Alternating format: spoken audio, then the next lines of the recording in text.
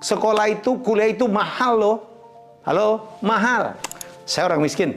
Dulu miskin, bapak saya miskin. Tetapi akhirnya saya berhasil keluar dari jerat kemiskinan itu. Saya ingat banget, saya pernah dengan Tanto Wihaya, kakak saya, ditanya dalam sebuah talk show bersama Andi Noya dengan tajuk My Dad is My Hero. Bapak saya dulu miskin banget ya. Saya dengan Tantowi dulu waktu kecil miskin banget, telur dibagi 6 dan sebagainya. Penuh dengan penolakan, ejekan, sebagainya. Jadi kami dulu sepertinya self-motivated.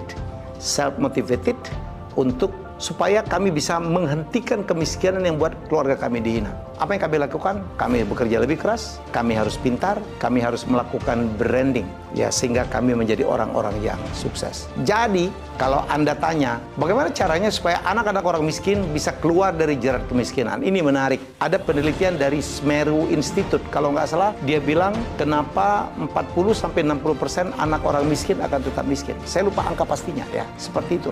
Kenapa 40-60% anak orang miskin akan tetap miskin? Ada 3 kata Semeru Institute. 1, orang miskin tidak terakses ke fasilitas kredit yang bagus. Kenapa? Karena kredit di Indonesia semua didasarkan kepada collateral base. Harus punya jaminan. Nah, orang miskin mau jaminin apa? Motor kredit, rumah sewa, ya kan? Sawah kecil, lo mau jaminin apa gitu? Jadi itulah yang membuat orang miskin akan tetap miskin. Apa yang terjadi? Mereka terjebak dalam pinjol yang membuat mereka makin miskin, makin miskin. Wah, itu akibat pinjol itu luar biasa ya. Jadi itu alasan pertama. Jadi kalau kita memperbaiki, mesti pemerintah atau perusahaan-perusahaan dengan corporate social responsibility-nya membantu agar orang-orang miskin bisa dapat fasilitas kredit yang tidak lagi berdasarkan jaminan. Ya, mungkin dari prospektus, dari ngelihat orang ini baik apa enggak, dari usahanya udah jalan atau tidak, walaupun dia tidak punya jaminan. Nomor 2, akses ke pendidikan baik. Anak orang miskin, karena miskinnya tidak bisa masuk dalam sekolah-sekolah terbaik. Nah ini, ya. Anak orang miskin cenderung juga tidak bisa masuk dalam sekolah-sekolah tinggi. Hanya tamat SD, SMP, SMA, dia udah harus bantu orang tuanya bekerja di sawah, di kampung-kampung. Dan ini akibatnya, kalau sekolahnya tidak tinggi, anak ini justru akan dipastikan akan dapat pekerjaan-pekerjaan yang tidak menghasilkan gaji tinggi juga, bukan? Mereka paling jadi buruh, jadi pekerja pabrik, jadi ya kesana-sana lagi, muter lagi, yang tidak akan pernah membawa ya penghasilan keluarganya akan meningkat. Ya, pendidikan tinggi itu penting. Ya, makanya Indonesia harus push masalah pendidikan, memberikan kesempatan sekolah kepada siapapun, dan harus diakui sekarang sekolah itu, kuliah itu mahal loh.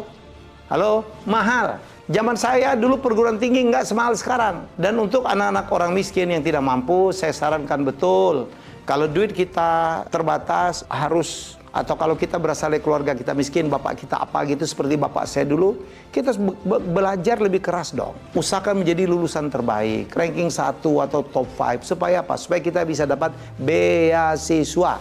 Saya SMP, SMA, kuliah, S2 beasiswa loh. Kenapa? Karena nilai saya bagus terus. Jadi jangan udah bapak kita tidak mampu, kita males-malesan, sekolahnya nggak naik, lo mau jadi apa? Ya niatkan, hanya dengan perguruan tinggi, hanya dengan sekolah tinggi, saya bisa merubah nasib. Itu yang saya lakukan dengan Pak Tantowi dulu. Ya, wah kita keren. Dan saya, alhamdulillah, saya menjadi terbaik di sekolah manapun saya berada. Nomor 3, apa penyebab orang miskin tetap miskin? Menurut Semeru Institute adalah karena ketergantungan. Karena sampai sekarang banyak sekali bantuan-bantuan tunai gitu, bantuan langsung. Yang ini tuh dikasih beras, dikasih uang bulanan, dikasih bantuan ini, bantuan itu. Apa yang terjadi? Ini meninabobokkan orang-orang tidak mampu. Mari kita pikirkan. Pemerintah sebenarnya sudah pikirkan dengan prakerja dan sebagainya.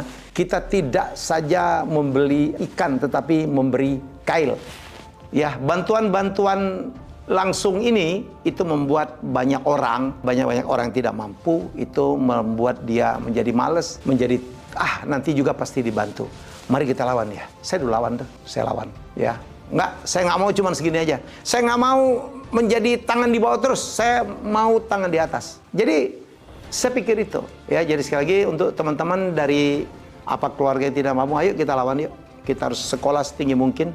Kalau duit nggak ada, cari sekolah gratis, cari beasiswa. Nomor 2, jadilah pengusaha.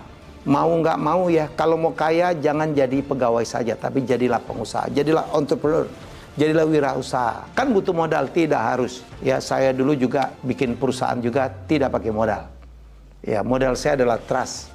Ya, begitu ada sahabat saya namanya Lim Xiaobok melihat, wah saya jago banget bikin kuis, saya dikasih saham tuh gratis 30%. Jadi siapa bilang kalau kita berusaha perlu modal? Enggak.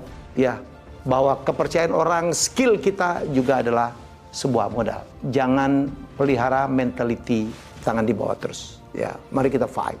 Ya, untuk suatu saat kita tolak itu bantuan-bantuan, berikan ke yang lebih membutuhkan dengan menjadi orang sukses yang bisa membantu.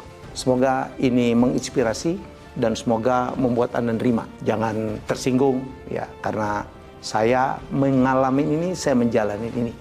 Orang yang suka tersinggung, suka mengeluh biasanya ya begitu-gitu aja. Ya.